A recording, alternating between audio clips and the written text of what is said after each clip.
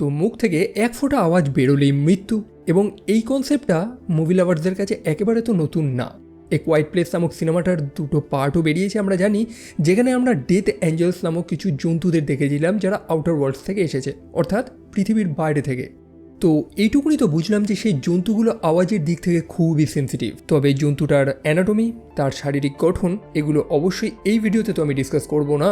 আজকে বরং আপনাদের জানাবো যে সেই দিনের কথা যেদিন প্রথমবারের মতন মানুষেরা এই জন্তুগুলোকে দেখেছিল। সিনেমাটা পরিচালনা করেছেন মিখাইল সারনস্কি, যিনি পিগ নামক আর একটা সিনেমাও পরিচালনা করেছিলেন। অভিনেতা নিকোলাস কেজ সেখানে রয়েছে এবং দুর্দান্ত একটা সিনেমা, আপনি ডেফিনেটলি চেক আউট করতে পারেন যদি একটা দুর্দান্ত স্টোরিওয়ালা আপনি সিনেমা দেখতে চান। সো একটা ফার্দার স্পয়লার ওয়ার্নিং দিয়ে শুরু করা যাক নাকি?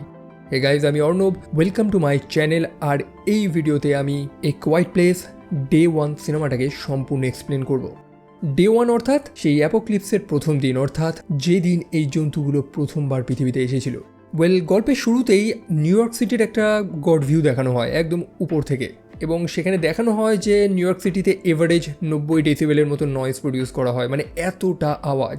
অবভিয়াসলি এই সিনটার সাথে সিনেমার কোনো কানেকশন নেই, তবে আওয়াজের সাথে এই সিনেমাটার একদম গভীর কানেকশন রয়েছে, বিকজ একটা সময় মানুষেরা আওয়াজ করাই ভুলে যাবে।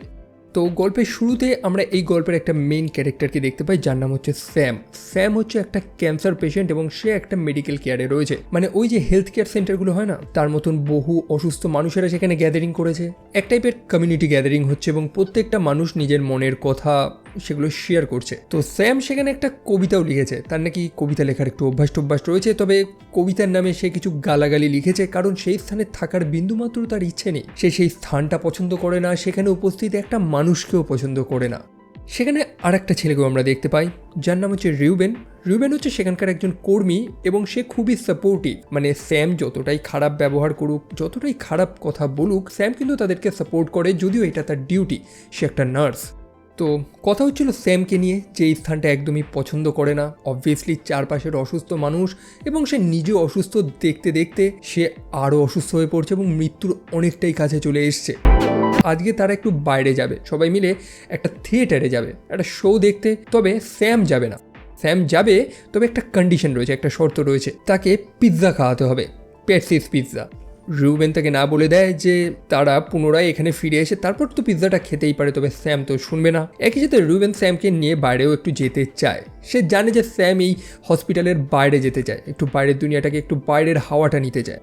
তো ফাইনালি ডিল হয় যে তারা যাবে বাইরে এবং পিৎজা খাবে। স্যামের সাথে একটা বিড়ালকেও আমরা দেখতে পাই, সেটা হচ্ছে একটা সার্ভিস ক্যাট, যেমনটা হয় না হসপিটালে।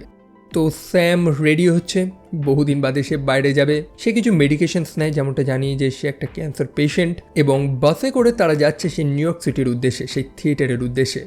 স্যাম বসে আছে জানলার পাশে এবং সম্পূর্ণ শহরটার ভিউটাকে সে এনজয় করছে। তার জীবনটা অনেকটা সেই খাঁচায় বন্দি পাখিদের মতন, মানে একবার খাঁচা খুলে দিলে আর সে কোনোদিন ফিরে আসবে না। সেই মেডিকেল কেয়ারের মধ্যে থাকতে থাকতে তার দমটা বন্ধ হয়ে আসছে। সো ফাইনালি তারা সেই থিয়েটারে গিয়ে পৌঁছায়। তবে সেখানে একটা পাপেট শো হচ্ছিল, একটা পুতুল খেলা। এখন স্যামকে তো বলা হয়নি সেটা, স্যাম জানে যে তারা একটা মুভি দেখতে আসছে, সেই কারণে সে রুবেনের উপর একটু অভিমানও করে। যাই হোক, ডিল অনুযায়ী তারা পিৎজা তো খেতে যাবে, তবে রুবেন জানায় যে তাকে এই মুহূর্তে বাসে বসতে হবে, তারা পুনরায় ফেরত যাচ্ছে। তবে কেন? রুবেন জানায় যে তার কাছে অর্ডার এসছে, এখনই তাদেরকে ফিরতে হবে।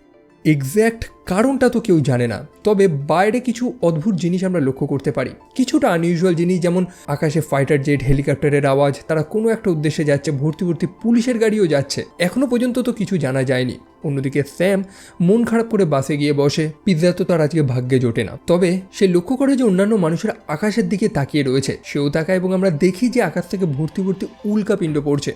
আদৌ কি সেগুলো উল্কা? কে জানে। একটা উল্কা তৎক্ষণাৎ তাদের সামনে এসে পড়ে, সেখানে একটা বড় সড়ো অ্যাক্সিডেন্ট হয়। স্যামের যখন হুশ আসে, সে লক্ষ্য করে যে চারদিকে ছাই ছাই ধোঁয়া হয়ে রয়েছে, মানে এতটাই ডাস্ট হয়ে গেছে যে চারিদিকে কিছু দেখা যাচ্ছে না।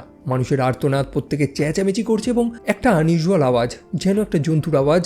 তাদের সামনে একটা অ্যাম্বুলেন্স এসে সেই মুহূর্তে পৌঁছায় যেখানে অ্যাম্বুলেন্সে আওয়াজ হচ্ছিল, এবং তৎক্ষণাৎ একটা জন্তু যেন সেই অ্যাম্বুলেন্সটার উপরে আক্রমণ করে বসে। স্যামের হুশ আসে আবার, এবং স্যাম নিজেকে পায় একটা অদ্ভুত স্থানে, যেখানে বহু মানুষ আশ্রয় নিয়েছে, তারা প্রত্যেকে চুপচাপ রয়েছে। তার সামনে হেনরি নামক একজন মানুষ রয়েছে, যে স্যামকে বুঝিয়ে দেয় যে সে যেন একটা ফোঁটা আওয়াজ না করে। বাইরে হেলিকপ্টারের আওয়াজ হচ্ছে এবং সেই হেলিকপ্টার থেকে সৈনিকরা অ্যানাউন্স করছে যে সেখানে একটা আক্রমণ হয়েছে এবং কোনো মানুষ যাতে বিন্দুমাত্র কোনো আওয়াজ না করে। যাই হোক, স্যামের সাথে রুবেনের সাক্ষাৎ হয় এবং একই সাথে স্যাম তার বিড়ালটাকেও খুঁজে পায়, অর্থাৎ ফ্রোডোর সাথে স্যামের একটা দারুণ কানেকশন দেখিয়েছে এই গল্পে। স্যাম নিজেকে হারালেও সে সেই বিড়ালটাকে হারাতে চায় না। আর এরপর থেকে গল্পে কিছু ডিফারেন্ট জিনিস আমরা লক্ষ্য করতে পারি। ছোট থেকে ছোট জিনিসের আওয়াজও খুব জোরে মনে হয়। এখন ব্যাপারটাও খুবই স্বাভাবিক, যখন চারিদিকে সব আওয়াজ বন্ধ থাকবে তখন হৃদস্পন্দনের আওয়াজও খুব জোরে মনে হবে। মানুষের একটা ছোট ফুটস্টেপ এবং কি কাপড় একটা ছিঁড়ে যাওয়ার আওয়াজও সেই জন্তুগুলোকে অ্যাট্রাক্ট করছে এবং তারা প্রথমবারের মতন সামনে সেই জন্তুগুলোকে দেখে, অর্থাৎ ডেথ অ্যাঞ্জেল। তারা খুবই সেন্সিটিভ আওয়াজের দিকে, মানুষেরা বিন্দুমাত্র কোনো আওয়াজ করতে পারবে না। তবে আকাশে যেহেতু সেই হেলিকপ্টারগুলো উড়ছে, যথেষ্ট পরিমাণে আওয়াজ হচ্ছে, সেই কারণে জন্তুগুলো ডিস্ট্র্যাক্ট হয়ে যায় এবং সেখান থেকে বেরিয়ে যায়। সেখানে একটা মেয়ে রেডিওর পাশে বসে সব আপডেট রাখছে। কমিউনিকেশন বন্ধ, রেডিওই এখন একমাত্র সাহারা, যেখানে মানুষদের ইনস্ট্রাক্ট করা হচ্ছে যে ব্রিজ থেকে দূরে থাকতে। কেন? স্যাম এবং তার বন্ধুরা সবাই ছাদে গিয়ে পৌঁছায় এবং লক্ষ্য করতে পারে যে সৈনিকরা বোম মেরে প্রত্যেকটা ব্রিজ ধ্বংস করে দিচ্ছে, অর্থাৎ তাদের সেই শহরের সাথে বাইরের শহরের সব কানেকশন বিচ্ছিন্ন। জন্তুগুলো সাঁতার কাটতে পারে না, তারা যাতে অন্য শহরে আক্রমণ না করতে পারে তার জন্যই ব্রিজগুলো সম্পূর্ণ ধ্বংস করে দেওয়া হচ্ছে। অন্যদিকে সেই ভয়ানক দৃশ্য দেখে একটা মানুষ এতটাই প্যানিক হয়ে যায় যে সে চেঁচানো শুরু করে। সে বলতে থাকে যে আমরা ফেঁসে গেছি, তারা আমাদের অ্যাব্যান্ডন করে দিয়েছে।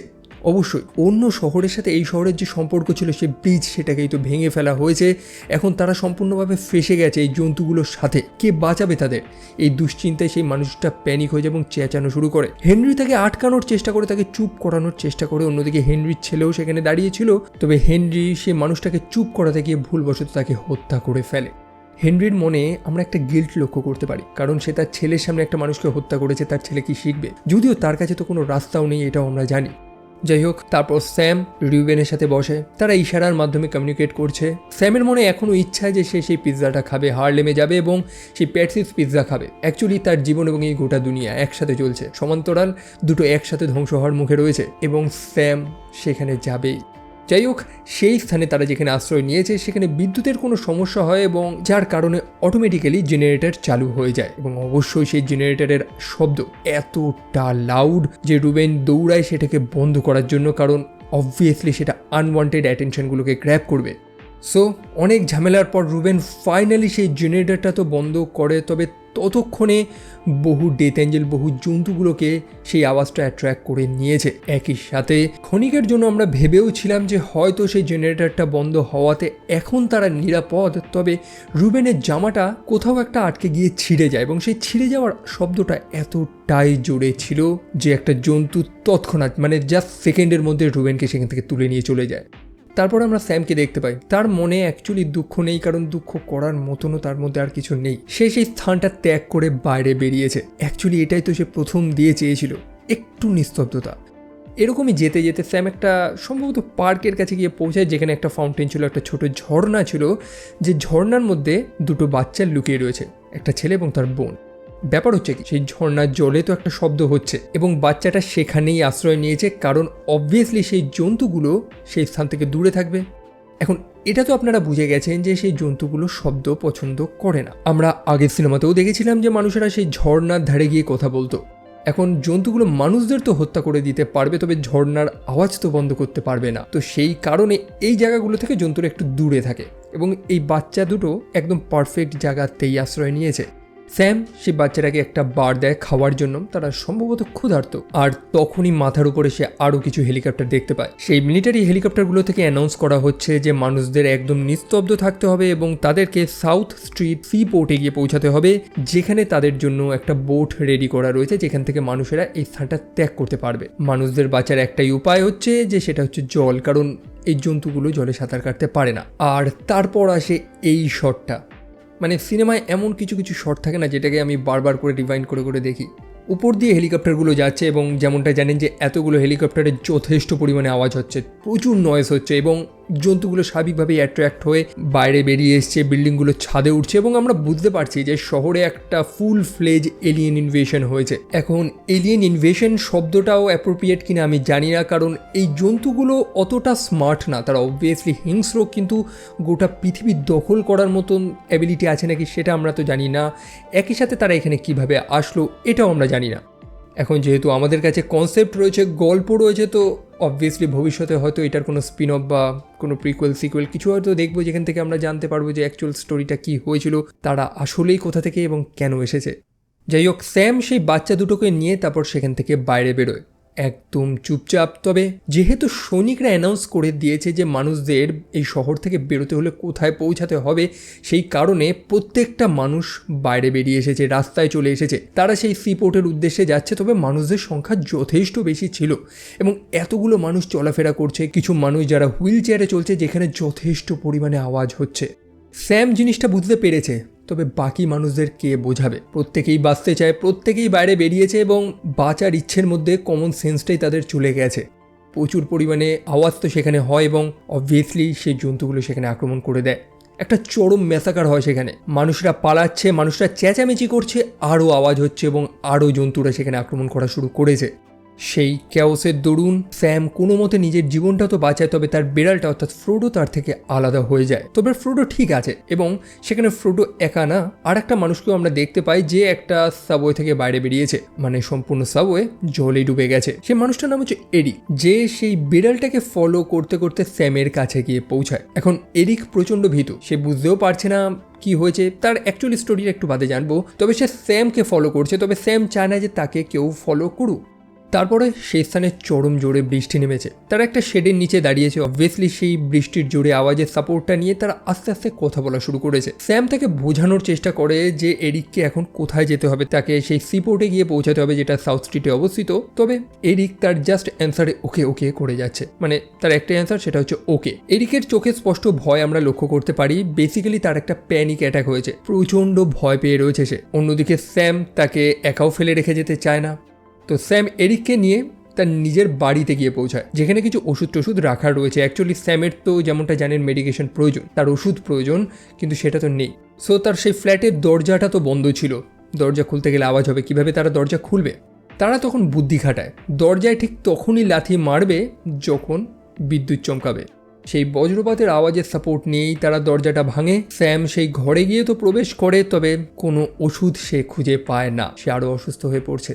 স্যাম তখন এরিককে জানায় যে তাকে তার পিছু করা উচিত ছিল না, চুপচাপ তার সেই সিপোর্টে গিয়ে পৌঁছানোর প্রয়োজন ছিল, যেখান থেকে সে নিরাপদে তার পরিবারের কাছে গিয়ে পৌঁছাবে। তবে এরিক জানায় যে তার পরিবার এখানে থাকে না, তার সম্পূর্ণ পরিবার ইংল্যান্ডে বসবাস করে এবং এরিক এখানে পড়াশোনা করার জন্য এসেছিল ল স্কুলে। তবে স্যাম সে এখন কি করবে? এরিক তাকে এই প্রশ্নটা করাতে স্যাম উত্তর দেয় যে সে এখন যাবে সেই হার্লেমে পেটসির পিৎজা খাওয়ার জন্য। এরিক এটা শুনে অদ্ভুত যে গোটা দুনিয়া তো ধ্বংস হতে চলেছে, তার এখন একটা পিৎজা প্রয়োজন। তবে স্যাম জানায় যে হ্যাঁ, সে পিৎজা খাবেই। সম্ভবত সেই দোকানে কোনো না কোনো তো পিৎজার স্লাইস এই মুহূর্তে পড়েই আছে।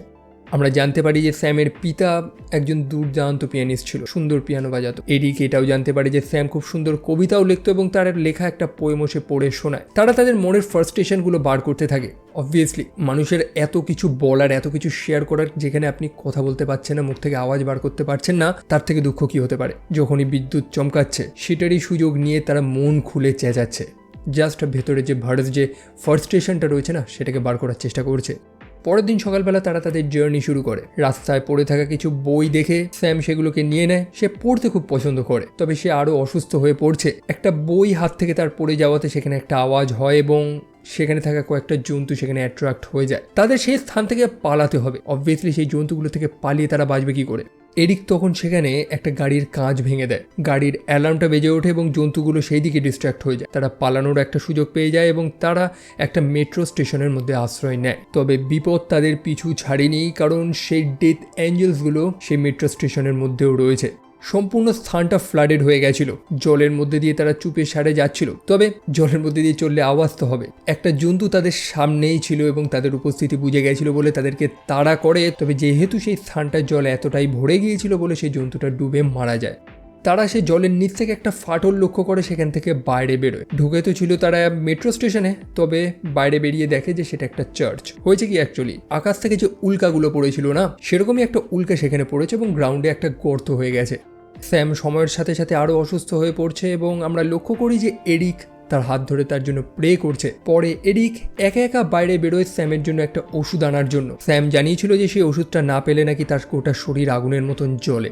একটা মেডিকেল স্টোরে গিয়ে সে পৌঁছায় এবং ওষুধটা সে পেয়েও যায়, তবে সেই জন্তুগুলো থেকে পিছু ছাড়ানো একেবারেই অসম্ভব। তবে এরিকের ভাগ্য ভালো, এরিক সময় মতন স্যামকে সে ওষুধটা এনে দেয়। স্যাম যথেষ্ট অসুস্থ এবং তার শরীর প্রায় ছেড়ে দিয়েছে। আমরা এটাও জানতে পারি যে স্যামের পিতা সুন্দর একটা জ্যাজ ক্লাবে পিয়ানো বাজাতো। অনেক স্মৃতি তার মনে রয়েছে তার পিতাকে নিয়ে, এবং তার পিতাও নাকি একটা সময় এরকমই কোনো একটা রোগে মারা গিয়েছিল, ঠিক যেভাবে স্যাম বর্তমানে মরতে চলেছে। স্যাম এই জিনিসটাই বলে থাকে। তবে এরিক জানায় যে না, স্যাম এত সহজে তো যেতে পারে না, তাদের আগে সেই পিৎজাটা তো খেতে হবে। এবং অনেকটা জার্নি করার পর তারা ফাইনালি যখন সেই প্যাটসিস পিৎজার সামনে গিয়ে পৌঁছায়, তারা দেখতে পায় যে সম্পূর্ণ বিল্ডিংটা জ্বলে গিয়েছে, ধ্বংস হয়ে গেছে। স্যামের মনে জাস্ট একটাই দুঃখ যে তার লাস্ট এই একটাই তো ইচ্ছে ছিল, সেটাও কি পূরণ হলো না। তারপরে তারা সেই জ্যাজ ক্লাবে গিয়ে পৌঁছায় যেখানে স্যামের পিতা পিয়ানো বাজাতো। এরিক স্যামকে সেখানে কিছু সময় ওয়েট করতে বলে এবং সে নিজে বাইরে বেরিয়ে যায়। এরিক চলে যায় পিৎজা খোঁজার জন্য এবং সে একটা আলাদা পিৎজা স্টোর থেকে পিৎজা জোগাড় করে এনেছে, যদিও সে স্যামকে এটা বলেনি। ফেরত আসার পর তারা একটা ড্রিঙ্কস করে, যদিও এটা স্যামের হয়তো ফাইনাল মোমেন্ট। এরিক আপ্রাণ চেষ্টা করছে স্যামকে হাসানোর। তারা দুজনে সেখানে একটা ফেক স্টেজ শো করে। এরিক সেখানে কিছু ম্যাজিক ট্রিক দেখাচ্ছে, সে এমনভাবে জিনিসটা করছে যেন মনে হচ্ছে তাদের সামনে প্রচুর দর্শক বসে রয়েছে এবং তারা সেই স্টেজে বসে পারফর্ম করছে।